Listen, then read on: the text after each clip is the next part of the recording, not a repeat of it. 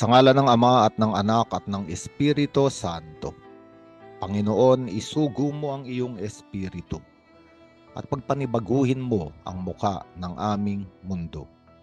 Ang ebanghelyo sa araw na ito ay mula kay San Mateo, Kabanata 21, talata 28 hanggang 32. Ang mabuting balitang ito ay nasa tagpo kung saan si Jesucristo ay naroon sa Jerusalem. At maraming hindi nagustuhan ang kanyang mga ginawa. Halimbawa, noong kanyang linisin ang templo. Kaya nga sa tagpong ito ay nagbigay ang ating Panginoong Jesucristo ng isang talinghaga. Sinabi niya, ano ang palagay ninyo rito? May isang taong may 2 anak na lalaki, lumapit siya sa nakakatanda at sinabi, "Anak, pumunta ka ngayon sa ubasan at magtrabaho ka roon." "Ayoko po," tugon nito. Ngunit nagbago ito ng pasya at nagtrabaho sa ubasan. Lumapit din ang ama sa ikalawa at ganoon din ang kanyang sinabi at tumugon ito, "Opo." Ngunit hindi naman pumunta sa ubasan. Sino sa dalawa ang sumunod sa kalooban ng kanyang ama? Ito ang tanong ng Panginoong Yesus. Ang nakakatanda po, sagot nila. At ang talinghagang ito ay patungkol sa mga nakikinig kay Jesus. Sapagkat ang mga punong relihiyoso, ang mga Pariseyo, ang mga Saduseyo, ang mga pantas na nakakaalam ng batas, sa kanilang mga sinasabi, sa kanilang mga bibig ay lumalabas na para bang nagagawa nila ang lahat ng iniuutos ng Diyos. Ang ibig sabihin, sumusunod sila sa Diyos. Ngunit ang talinghagang ito ay may malalim na kahulugan. Sapagkat halimbawa, kung babasahin natin ang aklat ni Propeta Isaias, sinasabi roon na ang mga taong ito ay nagsasalita tungkol sa akin, ngunit ang kanilang mga puso ay malayo sa akin. Ang ibig sabihin ay palagi silang tumutugon ng oo sa anumang utos ng Diyos. Ngunit sa kanilang pamumuhay ay hindi naman talaga sila sumusunod. Ang mga tao naman na nagsabing hindi, ito ay ang larawan ng mga taong makasalanan. Mga taong kung susuriin ang buhay ay hiwalay sa tipan ng Diyos. Ito ang mga maruruming babae halimbawa o ang mga maniningil ng buwis. Ngunit nang nagbago ang kanilang isip, katulad ng nagbago ang isip ng anak sa talinghaga ni Jesus, sila ay pumunta at gumawa sa ubasan ng ama. Ang ibig sabihin, sila ay nagbalik loob. Iniwan nila ang dating buhay at pumasok sila sa kalooban ng Diyos.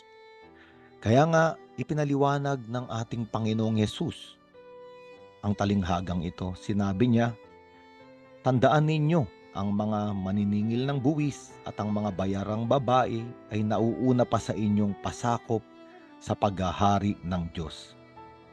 Sapagkat naparito sa inyo si Juan at itinuro ang pagsunod sa kalooban ng Diyos at hindi ninyo siya pinaniwalaan.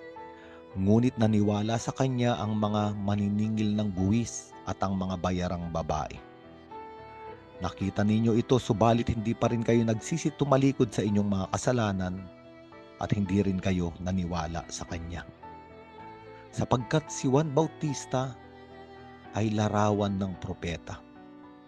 At ang propeta ay palagi ang dumarating, kung babasahin natin sa Lumang Tipan, upang muling tawagin ng mga tao na bumalik sa ugnayan sa Diyos. Bumalik sa tipan sa Diyos.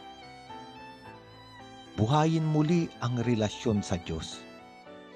Kaya ang magsalita ng mga propeta ay salitang matatalim, malalakas, upang gisingin ang mga tao at maunawaan, makita kung gaano na sila kalayo sa Diyos. At ang mga makasalanan, sinasabi ng ating Panginoong Jesucristo sa larawan ng mga maniningil na buwis at mga bayarang babae, ay naantig sa pahayag ni Juan Bautista at sila ay nagsisi, nagbalik loob.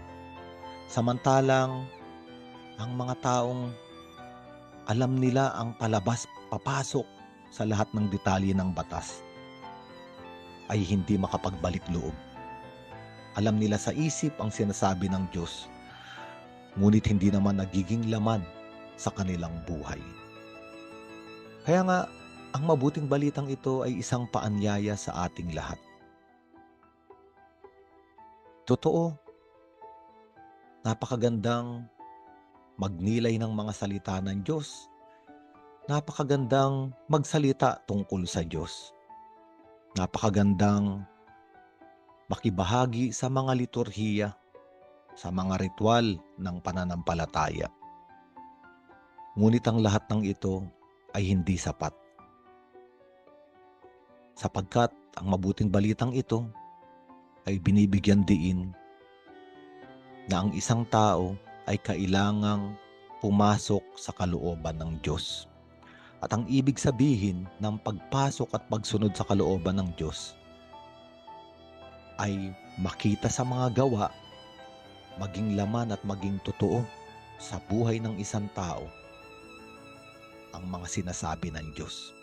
Hindi lamang mga titik na binabasa, hindi lamang mga salitang sinasambit, kung hindi mga salitang naging laman, mga salitang naging buhay, mga salitang naisa sa buhay.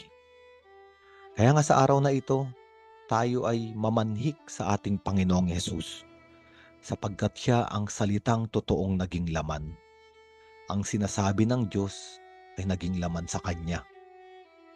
At ang laman ng salita ay pag-ibig.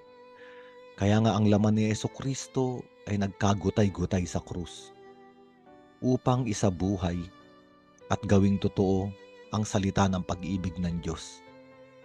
Upang tayong lahat ay alaya ng kaligtasan, alaya ng kapatawaran.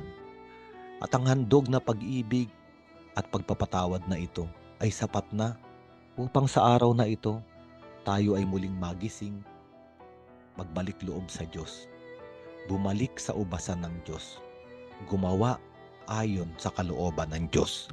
Sa ngalan ng Ama at ng Anak at ng Espiritu Santo.